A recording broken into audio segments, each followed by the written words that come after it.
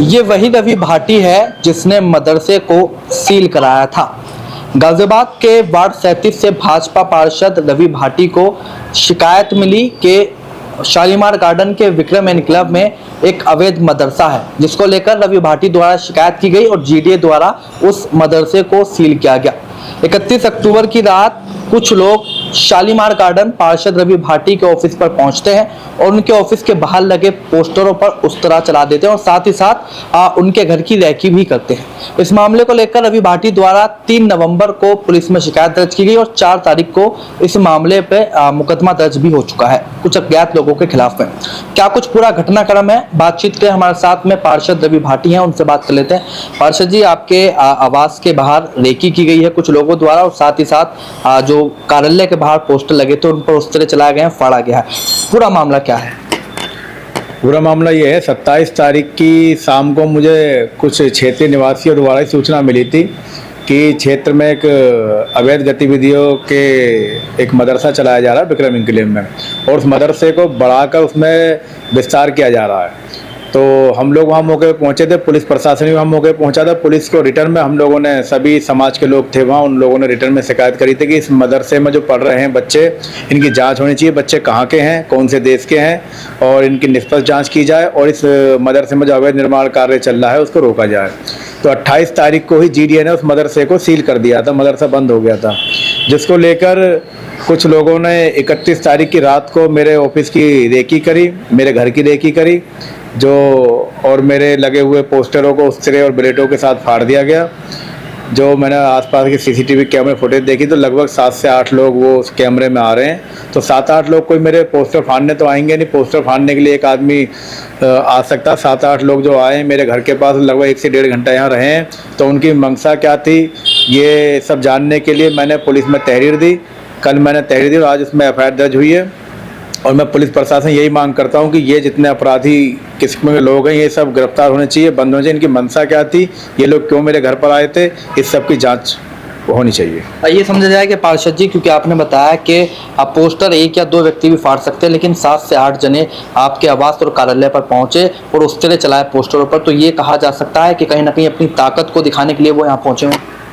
देखिए, ये जांच का विषय है, क्योंकि वो कैमरे में क्लियर आ रहे हैं कि एक मोटरसाइकिल पे और एक स्कूटी पे 5 लोग इसमें सवार थे, बाकी लोग पैदल आए थे जो पहले से मेरे घर के नीचे मौजूद थे, और कैमरे से ही पुष्टि हो रही है कि इतने लोग यहाँ थे। अब इनकी मंशा क्या थी, ये क्या करने आए थे मुझे तो, लेकिन मैं इन लोगों से डरने वाला नहीं हूँ और मैं समाज के प्रति खड़ा हूँ। जो काम करूँगा वो करता रहूँगा और मुझे पुलिस प्रशासन में पूरा भरोसा है कि इन लोगों के खिलाफ सख्त कार्रवाई पुलिस प्रशासन योगी सरकार करेगी।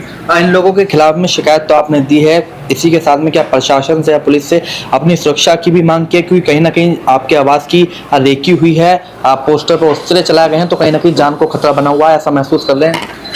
देखो, जान को खतरा तो है, लेकिन मैं इन लोगों से डरता नहीं हूँ, ना डरने वाला। मैं निडर व्यक्ति हूँ और मुझे कोई सुरक्षा की आवश्यकता नहीं है। लेकिन मेरी ये मांग है कि इन पर मुकदमा जैसे पुलिस ने दर्ज कराया कि इन लोगों की गिरफ्तारी हो और इन लोगों की मंशा जानी जाए कि ये किस कारण मेरे घर के आसपास यहाँ घूम रहे थे। तो इनकी गिरफ्तारी की मैं मांग करता हूँ, इस पर कार्रवाई होनी चाहिए। अच्छा, मदरसे की हम बात करें, क्योंकि मदरसे से ही जुड़ा ये मामला है। जो मदरसा है वो कितने समय से यहाँ पर चल रहा था, किस जगह पर चल रहा था, उनको चलाने वाला कौन था? ये प्लॉट नंबर 138 विक्रम एनक्लेव में चल रहा, जो मेरे संज्ञान में आई कुछ ही समय से चल रहा है, लेकिन वो लोग कहते हैं कि हमारा कई वर्षों से चल भी रहा है। तो इसकी परमिशन आप लोगों के पास होनी चाहिए। अवैध मदरसे यहाँ चलने नहीं चाहिए, इसकी निष्पक्ष जांच होनी चाहिए कि आपके पास अनुमति है मदरसे की, मदरसे में क्या आप सुविधा दे रहे हो, कहाँ के बच्चे पढ़ाए जा रहे हैं, क्या आप इनको शिक्षा दे रहे हो, कितने इसमें शिक्षक हैं, और जो शिक्षक इनको पढ़ाई दे रहे हैं वो कितने पढ़े लिखे ग्रेजुएट है या नहीं है, क्या इनकी पूरी जाँच होनी चाहिए और इनकी संपत्तियों की जाँच होनी चाहिए। क्योंकि मुझे किसी ने ये भी बताया कि जो मदरसे में जो मौलाना साहब है, इन्होंने 150-200 बीघे ज़मीन अपने गांव में देहातों में ले रखी है, तो इनमें बाहर से फंडिंग हो रही है और मैं इसकी निष्पक्ष जांच की मांग करता हूं। देखिए, बिल्कुल पार्षद रवि भाटी इस वक्त हमारे साथ थे। उन्होंने बताया जो अवैध मदरसा जीडीए द्वारा सील किया गया है, उसका जो संचालक है, जो मौलवी है, उसकी संपत्ति की जाँच की जानी चाहिए, क्योंकि कहीं ना कहीं शक है कि जो मदरसा है उसमें अवैध गतिविधियाँ संचालित हो रही थी। और 31 अक्टूबर की रात, जैसा पार्षद रवि भाटी ने बताया, कि उनके आवास के बाहर